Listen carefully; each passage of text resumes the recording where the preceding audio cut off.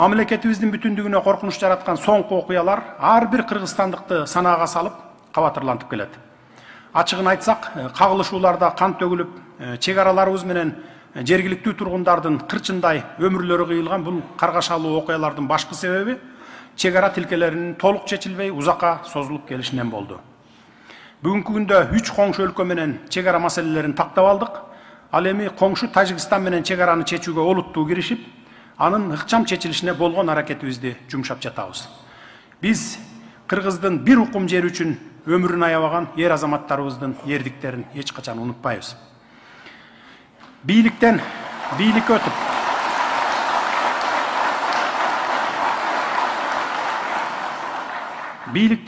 өтүп, чечилбеген чоң көйгөй болуп бизге жеткен чек ара маселесин кийинки муундун өкүлдөрүнө калтырбай, кандай кыйынчылыктар жаралса дагы чечип берүүнү эң башкы максатыбыз деп кириштик. Себеби бир карыш жер үчүн куралдуу кагылыштар чыгып, канчалаган күлгүндөй өмүрлөрдүн жайрашына, канчалаган ата-энелердин медер тутуп, тирек кылган уулдарынан ажырап, кан жутуп калышына мындан ары жол берилбеши керек. Эң башкысы ата-бабалардан мурас калган кутман жерибизди урпактарга толук сактап, ушул бойдон өткөрүп беришибиз башкы милдетибиз.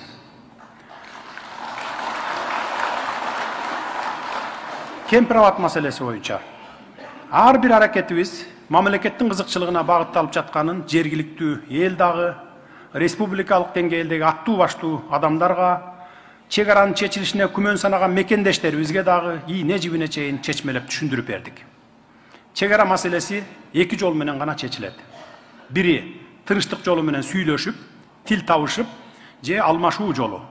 Экинчиси согушуп жеңип алуу. Умдем клиникасы тиш ооруларын дарылоо жана тиш салуу кызматын көрсөтөт. Стоматология заманбап техникалык каражаттар жана материалдар менен камсыздалган. Жогорку даражадагы стоматологтор өз ишинин сапатына кепилдик беришет. Кандай гана оор абалдагы тиш болсо да оорутпай алып салабыз, жулабыз. Тиштерди кесипкөй чеберчиликте гигиеналык тазалоодон өткөрөбүз. Брекет системабыз да бар. Шаары метро Накимовский проспект, Сибашская көчөсү 7, корпус 2, метрого жакын жайгашкан. 5 минут гана жөө басасыз. Саламатсыздарбы, кадырлуу калайык калк, 7 дубандан шайланып келген ардактуу журт жакшылары, биринчи элдик курултайдын урматтуу катышуучулары. Байыркы карт тарыхтын бүктөмдөрүндө изи жаткан, Алтай менен Эне сайдан Ала тоого чейинки узак жолду басып өткөн, даңазасы урпактарын сыймыкка бөлөгөн ата-бабаларыбыздын түп мүдөөсү улуттун уркун кылымдарга улаган, түркүгү бекем мамлекет куруу болгондугун эс тутумубуздан чыгарбай, биз Манас атанын бүгүнкү урпактары ушундай ыйык ураандын жана келечек муун алдындагы улуу жоопкерчилигибизди сезип туюп, бүгүнкү улуу ишти баштап отурабыз.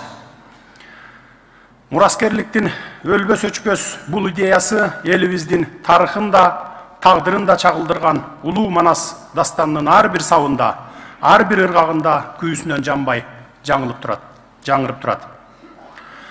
Ата-бабаларыбыз эл журтту башкаруунун өзөгүн биримдик жана калыстык бекем орноторун тааныган. Ошол бабалар доорунан мурасталган эл журтту башкаруунун ар адилеттүү, ари салттуу жана нарыктуу институту бул курултай. Бүгүнкү күнү курултай элибиздин тарыхый мурасына төп келген коомдук саясий институт катары жаңы конституциябыз аркылуу өз макамына ээ болду. Баш мыйзамдын талабын жана элдин тилегин эске алып, элдик курултай жөнүндө конституциялык мыйзамдын долбоорун жогорку кеңешке сунуштоо менен бирге биринчи элдик курултайды чакыруу боюнча жарлыкты жарыялап, тарых алдындагы өз озуйпамды аткаруу мен үчүн чоң сыймык.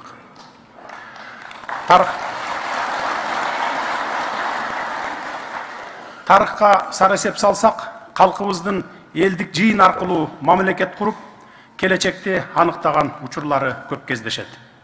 Маселен, биздин доорго чейинки 10-кылымда эле Кытай булактарында эскерилген кыргыздар, биздин доорго чейинки 3-кылымда хуннулар менен таймашкан мамлекетибиз, Барсбек Каган жана анын жолун жолдоочулар башында турган 840 жылдан тарта улуу кыргыз дөөлөтү атагына ээ болгон каганатыбыздан тартып, берегидеги Тагай би Мухаммед Кыргыздан Ормонхан Ниязбек уулунун тушундагы мамлекеттик түзүлүштөргө чейинки тажрыйбабыз биз сөз кылып жаткан элдик курултайдын айкын күбөсү.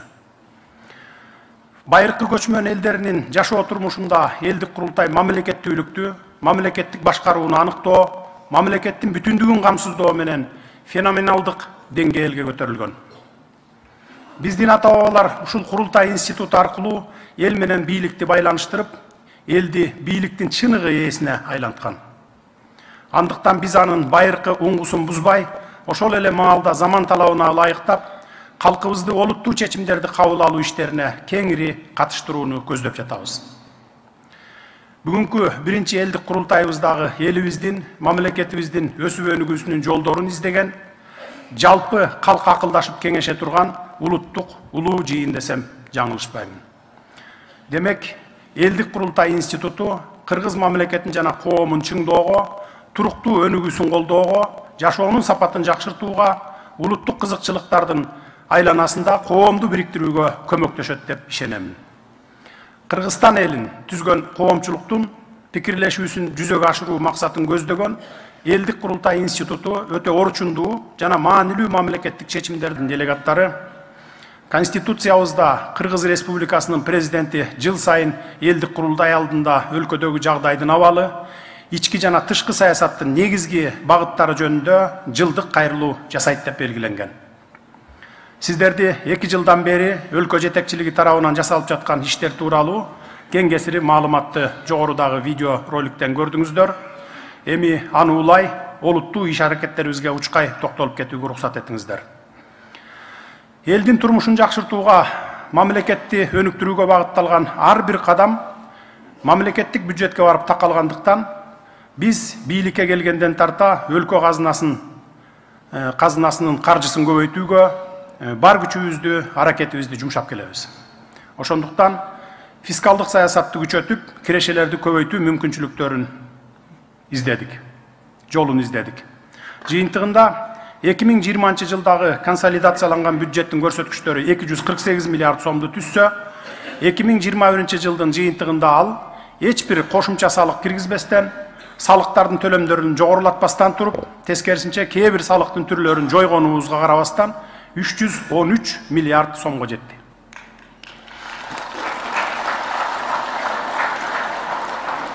Бул деген сөз, мурда коррупциялык жолдор менен кимдир бирөөлөрдүн чөнтөгүнө түшүп турган каражаттарды бюджетке буруу деген сөз.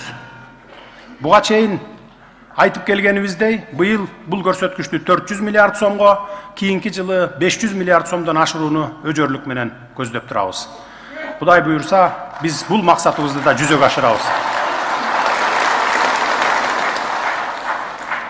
Мындай караганда, аталган сандар кургак миллиардтарды көрсөткөнү менен ар бир сомдун аркасында адам тагдыры, мамлекеттин келечеги турганын түшүнүп жатасыздар.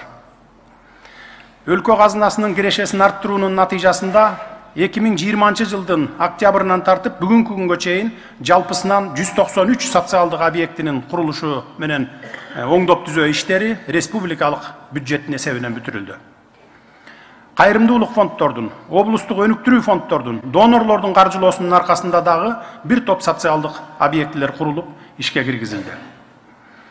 Миллиардтаган каражаттарды, көп жылдар бою көтөрүлбөй калган айлык маяналарды, пенсияларды, жөлөк пулдарды көтөрүүгө, мектептерди, социалдык объектилерди курууга жана аскери коргонуу тармагына жумшап жатабыз.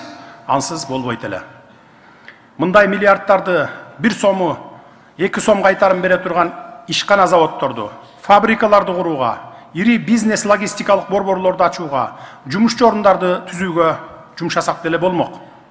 Бирок дүйнөлүк экономикалык кризис тооруп, баалар кымбаттап, жашоо турмуш оорлоп турган мезгилде антсек, элибизди мүңкүрөтүп алмакпыз.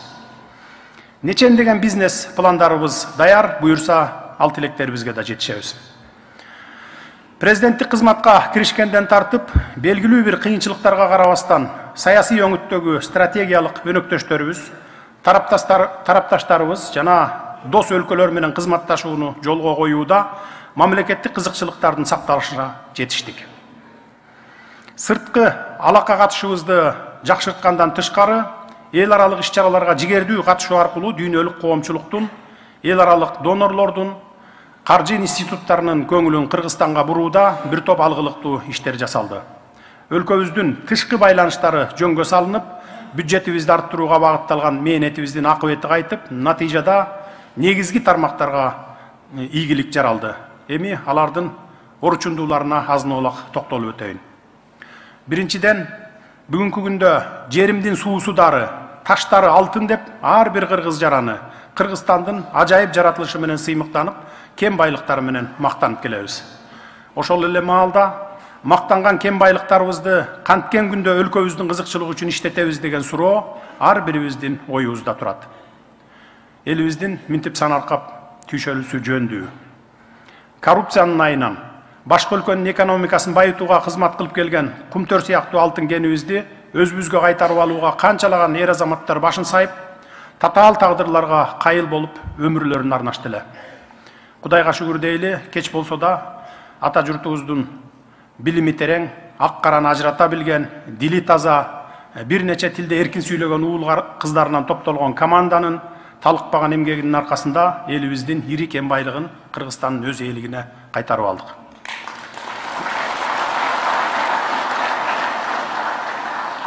Мындан ары эң маанилүү болгон кен байлыктарыбыз Кыргызстандын өнүгүүсү үчүн, мамлекет үчүн иштейт. Ачыл элек, иштетиле элек кен байлыктарыбызды буюрса, мамлекет өзүбүз иштетебиз. Албетте, алардан түшкөн кирешелер элдин кызыкчылыгына, мамлекеттин экономикасынын көтөрүлүшүнө, стратегиялык багыттарга жумшалат. Кен байлыктарыбызды иштетүүдө сөзсүз түрдө мамлекеттин үлүшү болушун шарттаган укуктук ченемдик актылар кабыл алынды. Мындан ары элдин энчисине айланган, мамлекеттин менчиги болгон кен байлыктарды башкаруу толугу менен мамлекеттин катуу көзөмөлүндө болот.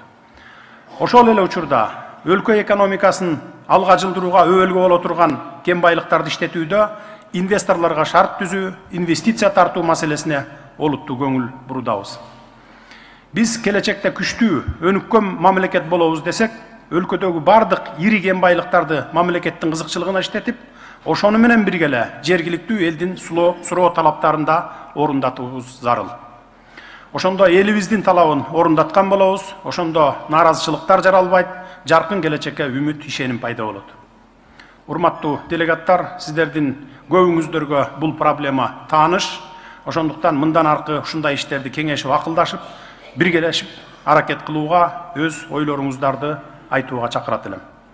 Экинчиден, суу башында туруп электр энергиясын импорттоо биз үчүн уят иш, бетке чиркөө көрүнүш. Биз Кудай берген ырыскыбызды, Кыргызстандагы электр кубатын өндүрүү мүмкүнчүлүктөрүн туура пайдаланып, элибиздин башкы байлыгына айландырууга милдеттүүбүз. Эл башы болгончо суу башы бол деген экен даанышман биздин аталарыбыз. Экономикалык кыйынчылыктарга карабастан Камбар-Ата биргесин куруу иштерин баштадык. Кыргыз энергетикасынын келечектеги флагманы болгон Камбар-Ата биргесинин курулушунун башталышы өлкөнүн энергетикалык көз карандысыздыгына жасалган чоң кадам. Кудай буйрса, аны да буйрган күнү толук бүтүрүп ишке беребиз. Ошону менен бирге бир нечелеген чакан кестердин курулуштарын баштадык. Айрымдары жакынкы мезгилде ишке кирүүнүн алдында турат. Биз өлкөнү электр кризисинен толук чыгарып, сырттан электр энергиясын сатып албай, тескерисинче сыртка электр кубатын экспорттогон алдыңкы өлкөгө айланабыз деген аруу тилегибиз бар.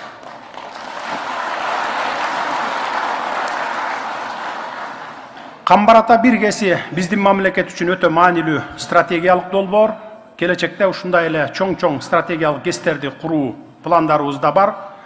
Ага биздин табиятыбыздан берилген мүмкүнчүлүк жооп берет. Үчүнчүдөн, биз эгемендикти алган алгачкы жылдардан бери эле сөз болуп, бирок айрым бир саясий кызыкчылыктардын каршылыгынан улам чечилбей келаткан маселени деңизге чыгуу мүмкүнчүлүгүн түзүп, мамлекетибизди туюктагы мамлекет деген аттан арылтуучу Кытай, Кыргызстан, Өзбекстан темир жолун куруу келишимине жетишип, ишти ыкчам баштадык. Бүгүнкү күндө Кытайдан инженерлер, адистер келип, 200-гө жакын. Кыргыз адистери менен бирге Нарын, Жалал-Абад облустарында изилдөө иштерин жүргүзүшүүдө. Бул жол мамлекет үчүн келечекте ири кирешелердин агылып келишине жана сырттан инвестициялардын тартылышына кеңири шарт түзөт. Төртүнчүдөн, темир жол курулушуна, ГЭСтерибизди курууга, өлкөдөгү бардык курулуштарга сырттан темир сатып албай, өз темир кендерибизди пайдаланууну көздөп жатабыз. Себеби бүгүнкү күндө темир сатып алууга жылына бир нече миллион доллар жумшайт экенбиз. Тагыраак айтсам, жылда темир сатып алуу үчүн эле сыртка миллиондогон долларлар акчаларыбыз өлкөдөн чыгып кетип жатат. Ушул олчойгон каражаттарга өзүбүздө заманбап темир иштете турган завод куруп алсак, өлкөбүздөн ири каражаттардын сыртка агып кетишин токтотуп эле калбастан, темирди экспорттоо менен мамлекетибиздин казынасына олуттуу киреше киргизебиз. Элибиздин жашоо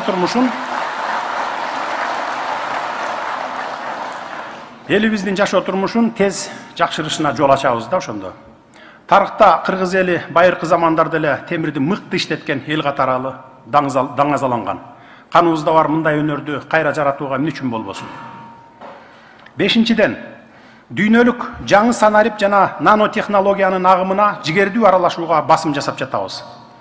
Биз өз өлкөсү үчүн эмгектене турган, дүйнөлүк рынокто таандаштык жарата алган күчтүү программисттерди даярдоо боюнча жаңы улуттук программаны кабыл алуунун алдында турабыз. Жетишсек, бүгүнкү күндө сыртта иштеп жүргөн мекендештерибиздин өлкөгө которгон каражаттарынан да көп киреше кирерине жол ачылат.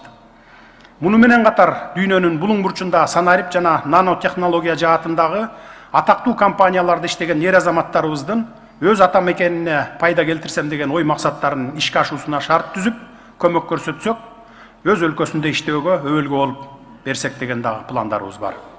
Алтынчыдан, эгемендүүлүк жылдарында билим берүү жаатында да олуттуу кемчиликтер кетирилгенин жакшы билебиз. Чындыгында өлкөбүздүн бүгүнкүсүндө келечек өнүгүшүнө да билим берүү, илим тармагынын маанилүү роль ойнооруна тиешелүү көңүл бура албай келгенбиз. Соңку эл аралык иликтөөлөр боюнча Кыргызстандын орто мектептериндеги билим берүүнүн сапаты абдан төмөндөп кеткенин аныкташкан. Мунун бир канча орчундуу себептери бар. Анын башкы себеби мугалимдердин макамы болуп көрбөгөндөй төмөндөгөн. Анткени мыкты, билимдүү мугалим гана окуучуларга мыкты билим берет. Эгер биз мугалимдерге жогорку айлык маяна койбосок, анда өз ишин мыкты билген адистер мугалимдикке барышпайт. Өзүңүздөр күбө болгондой, билим берүүнүн стандарттары кайрадан каралып чыкты. Жарлыктын негизинде мектеп директорлорун ротациялоо боюнча тиешелүү иштер жүргүзүлүп, жакшы натыйжаларын бере баштады. Каржы булактарын таап, мугалимдердин эмгек акылары эселеп көтөрүлдү. Мектептерде мугалим болуп иштөөнү каалагандар көбөйүп, мугалимдер эми жигердүү иштей башташты. Мугалимдерге болгон мамиле мындан ары дагы күчөтүлөт. Кезекте мектептердин окуу программаларын дүйнөлүк стандарттарга чыгаруу менен тиешелүү окуу куралдарын жаңыртуу, билим берүү тармагын толук компьютерлер менен камсыз кылууну колго алдык. Урматтуу делегаттар, жасалып жаткан иштер билим берүүнүн сапатын арттырууга болгон алгачкы кадамдар экенин эске алып, курултайда Кыргызстандын келечегине кайтыгер карабастан мекенин сүйгөн, терең билимге, таалим тарбияга сугарылган, адеп акылактуу жаштарды окутуп чыгаруу темпин тездетүү маселелеринин жолдорун бүгүн сиздер да талкууга алып, сунуштарыңыздарды бересиздер деп ишенем. Деги эле жаштарга болгон мамлекеттик мамилени түп тамырынан тарта кайра карап чыгууну ойлонуштуруудабыз. Жаштар биздин келечегибиз деген сөздү көп айтабыз, бирок жаштарга туура багыт көрсөтүп, келечекке болгон көз карашын, мамлекеттик кызыкчылык, улуттук кызыкчылык дегенди айыра билүүсүн, коомдук кабыл алуусун калыптандырууда, жаштарга камкордук көрүүдө кайдыгерликке жол берип коюп жатабыз. Мындан ары маселенин ушул жагына терең маани берүү аракетин көрүүдөбүз. Сиздерден да ушул багыттагы ойлоруңуздарды ортого салууну суранат элем. Ошону менен бирге бүгүнкү замандын реалдуулук шартында илимдин, техниканын жана инновациянын өнүгүү деңгээли коомдун өнүгүүсүнүн негизги артыкчылыктарынын бири болуп саналат. Муну эске алуу менен мамлекет биринчи кезекте өлкөбүздө илим багытын өнүктүрүү үчүн жаңыча билим берүү ыкмаларын иштеп чыгуу процессин жана илимдин түздөн түз жашообузда пайдаланууну ишке ашыра турган ынанымдуу далилденген багыттарга өзгөчө көңүл бурат. Биз өлкөдө болгон инновациялык мүмкүнчүлүктөрдү өндүрүштүн керектөөлөрүнө дал келбесе, илим менен өндүрүштүн байланышынын үзүлүшүнө алып келерин унутпашыбыз кажет. Бул өтө маанилүү жагдай. Буга байланыштуу Кыргыз Республикасынын жогорку кесиптик билим берүүсүнүн билим берүү уюмдарынын потенциалын жана атаандаштыкка жөндөмдүүлүгүн жогорулатуу боюнча чаралар жөнүндө жарлык чыккан. Муну менен өлкөнүн 5 университети кеңири уюштуруучулук, каржылык, академиялык автономиясы менен камсыз кылууну караган өзгөчө макамга ээ болушту. Эми ал университеттер инновациялык жана атаандаштыкка жөндөмдүү илимий борборлорго айланат. 7-ден, кайсы гана кубаттуу мамлекетти албайлы, ал мамлекеттин өзөгүн түзгөн, таянган тоосу, байланаар мамысы болуп күчтүү улут турганын көрөбүз. Ар тараптан жетиктүү күчтүү улуту менен мамлекет кубаттанып, ар кандай соккуларга солк өтпөй бекем турат. Биз 3000 жылдан ашык тарыхта атыбыз сакталып келе жаткан улуу элбиз. Мезгилдин катаал жүрүшүндө керек болсо бирдиктүү мамлекетибизден айрылган кыйын кезеңдер да башыбыздан өткөн. Бирок ошол 3000 жылдык карт тарыхты басып өткөн улуу кыргыз элинин ыйык туткан рухий баалуулуктары, карманган нарк насилдери, тили менен маданияты улутубузду мезгилдин бороонунан жок кылбай сактап келди. Бүгүнкү күндө улуттук нарк